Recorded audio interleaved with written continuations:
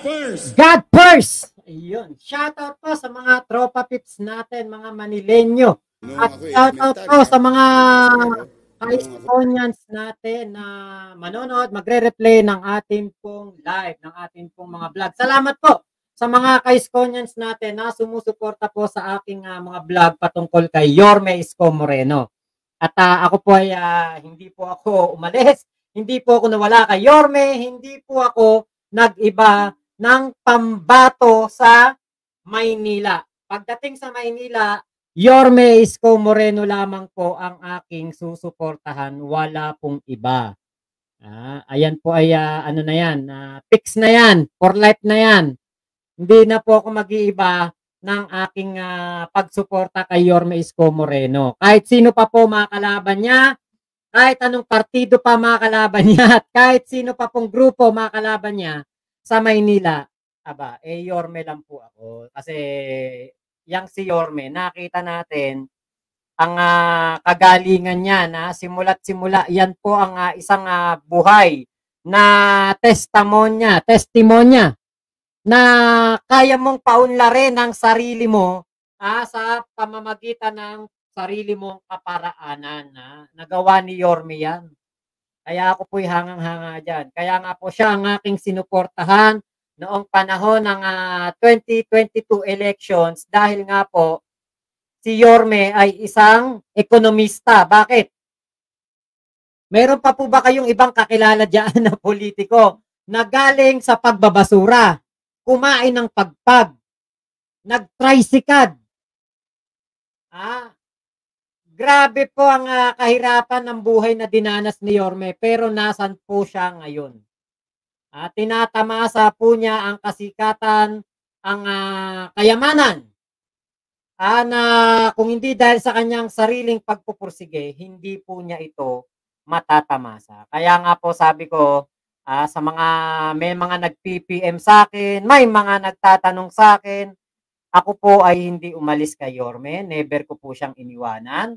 Hindi ko po siya pinagtaksilan kailanman. Hindi po ako nag-iba ng aking pagsuporta kay Yorme. Siyempre, alam nga namang i-vlog natin si Yorme, wala namang ganap. Diba? Wala namang nangyayari sa kanyang buhay.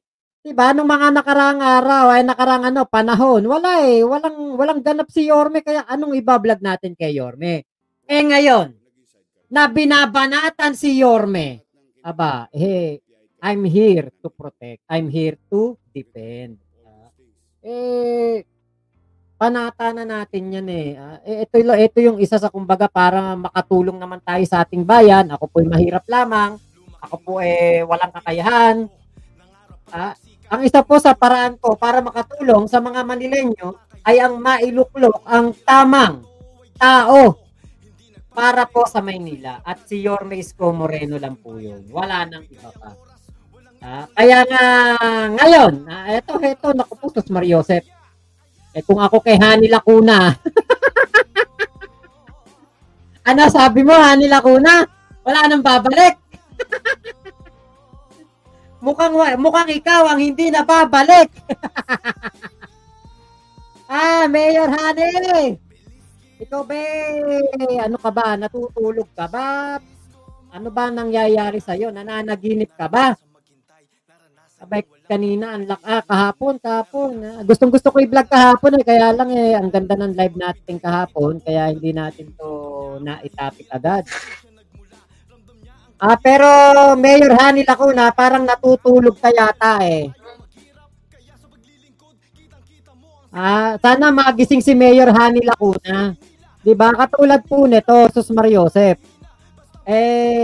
Nag-research po o gumawa po ng survey ang Okta Research. At ang nakalagay po dyan sa Okta Research, lamang na lamang po ng 78 points si Yorme Isko Moreno dito kay Lacuna. Si Lacuna meron lamang 8% at pinakamababa po yan sa isang incumbent mayor ng isang lugar. Sus Mariosep, grabe kababa po mga porsyento ni Hani Lacuna. Ba't ka nakakita ng ganyan? Aba, kung ako makakita ng ganyang survey, aba, hindi na ako kakandidato. Kahit si Sam Versosa, eto nga si Mayor Hani Lacuna, 8% eh.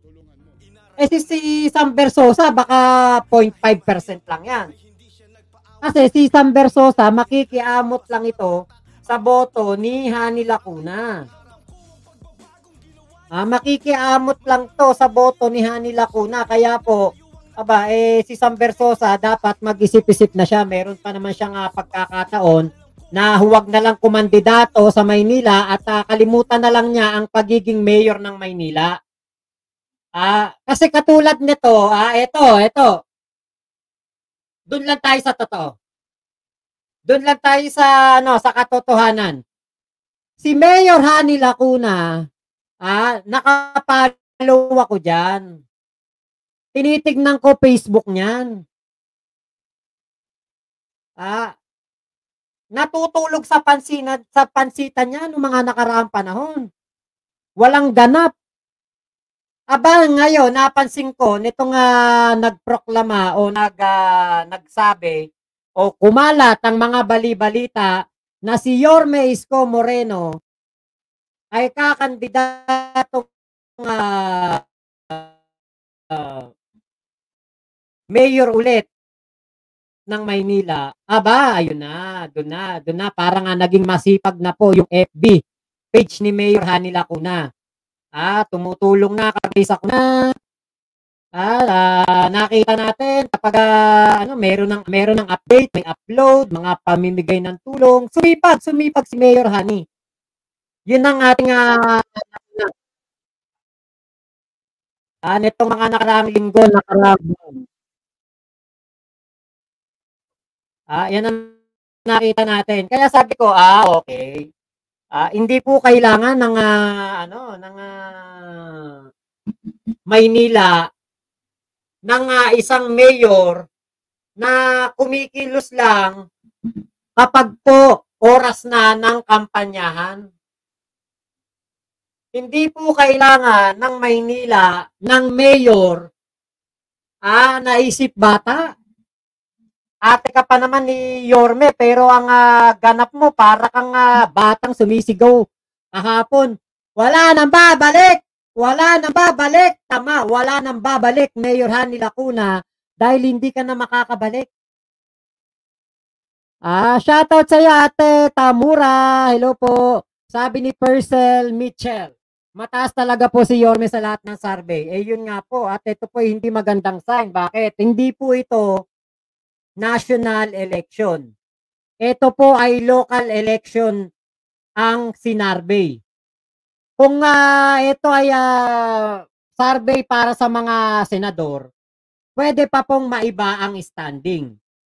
Kung ito po ay survey para po sa mga para po sa mga presidente, vice-presidente, pwede pa talagang maiba. Pero yung katulad nito, yung katulad po nito, na ito ay local election, city election lamang ito, may kalalagyan talaga dito si Lacuna. Talagang mangangamot ito kay Yorme Isko Moreno. Bakit? Kasi po, maalala po ninyo, nung nakarang election po, si Hani Lacuna nangunguna. Bakit? Kasi po, sinusuportahan siya noon ni Yorme Isko Moreno. Ang gusto ng tao, si Yorme, hindi si Hani Lacuna. Kaya po dito, sa balita po na ito, Isko Moreno leads by 78 points versus Lacuna in race for Manila Mayor. Okta Research po yan.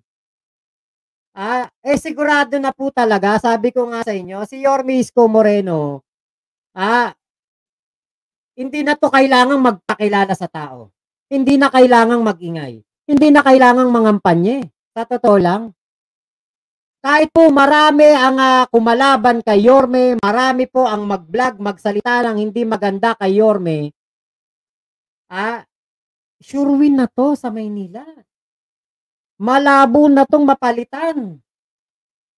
Kapag ito naupong mayor, Tatlong term tapos ni Yorme. Kaya totoo yung sabi mo, Mayor Hani Lacuna, wala nang babalik. Tama yung pinagsisigawan mo doon po sa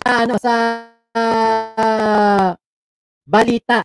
Wala nang babalik, wala nang magbabalik.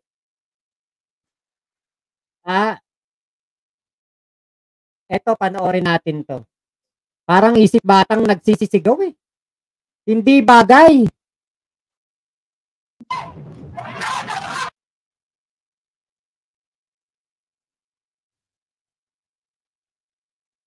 Eto, mali pa nga yung balita rito eh. Oh. Kasi ang nakalagay dito, naghain na daw ng COC etong si Yorme Isko Moreno, pero hindi pa po siya naghahain.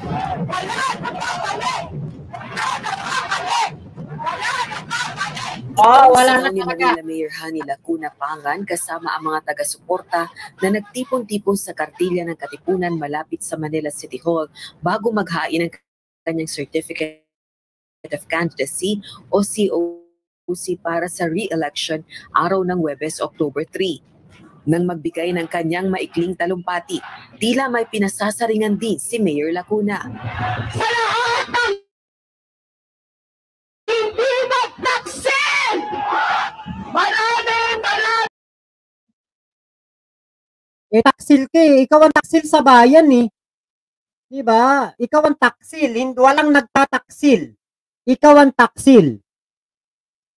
Mayor Hani Lacuna, ikaw ang taksil, ikaw ang nagtataksil sa bayan. Bakit?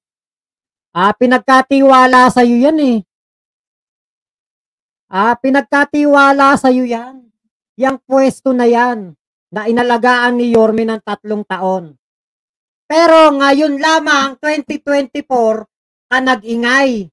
Ngayon lang, malapit na ang eleksyon, saka ka lang sumipag. Diba? Kung hindi ka pa na-triggered, hindi ka pa na-endangered sa pagbabalik ni Yorme sa Maynila, hindi ka pa kikilos. Mananalo po tayo! Malabo, mananalo kayo sa kangkungan. Nalang sa bato! Hindi kami matitinan at hindi natin kayo iiwan! Tinanong ang mayora sino ang tutukoy taksil. Subalit anya, inuulit niya lang ang sentimiento ng kanyang mga taga-suporta. Ang nararamdaman niya, kaugnay sa plano umanong muling pagtakbo sa 2025 elections ni dating Manila Mayor Isko Moreno noong paumano ang pag-usap kay Dumagoso. Sa isa namang tumanggi si Dumagoso ang magbigay ng reaksyon sa mga pahayag ng mayora at mga taga-suporta nito. Gayunman, meron itong maikling mensahe. Peace be with you. You will be back, Yorme. I'll see you soon. Sa kabila nito, ayon kay Dumagoso, maganda pa rin naman umano ang ugnayan niya kay Lacuna. Araw ng Huwebes, nasamahan ni Dumagoso sa paghahain ng COC para sa re-election sa Manila 1st District Representative Ernix Dionisio sa COMELEC NCR office sa San Juan City. Inaasahan namang sa huling araw ng COC filing sa October 8, maghahain ng kanyang kandidatura si Dumagoso at posibleng makatambal nitong tatakbo bilang vice-alkalde si Chi Atienza, anak ni dating Manila Mayor Lito Atienza. Rosa Licoz, UNTV News and Rescue. Diba, kita niyo yung sigaw ni Hani Lacuna. Wala nang magbabalik. Pero si Yorme, diba, hahayaan na lang ang taong bayan. Let the people decide. Alam niyo, sa totoo lang, kung ito nga si Hani Lacuna, diba, same lang din ang sinasabi kay Yorme na hayaan na lang natin ang taong bayan ang mag-decide. Kami ni Isko, ate ako ni Isko. Bunso ko si Isko Moreno. Tinuturing ko siyang kapatid para kaming tunay na magkadugo. Hayaan na lang namin ang taong bayan kung sino ang gustong mamuno sa amin. Kung ganun sana ang ginawa ni Isko, ni Hani Lacuna, baka makakuha pa siya ng simpatya ng taong bayan. Baka yung 8% niya na natatanggap dyan sa Okta Research, baka maging 9% pa. Baka maging 9%. Kasi pa-humble si Hani Lacuna. Pero yung ganyan, nataob ka sa survey rating, 86% kay Yorme. Tapos sa'yo ay 8% lang. Abay, sus Mariosep. Diba? Nga si ate. Kahit sino nga, kunwari ako, kakandidato din akong mayor, makita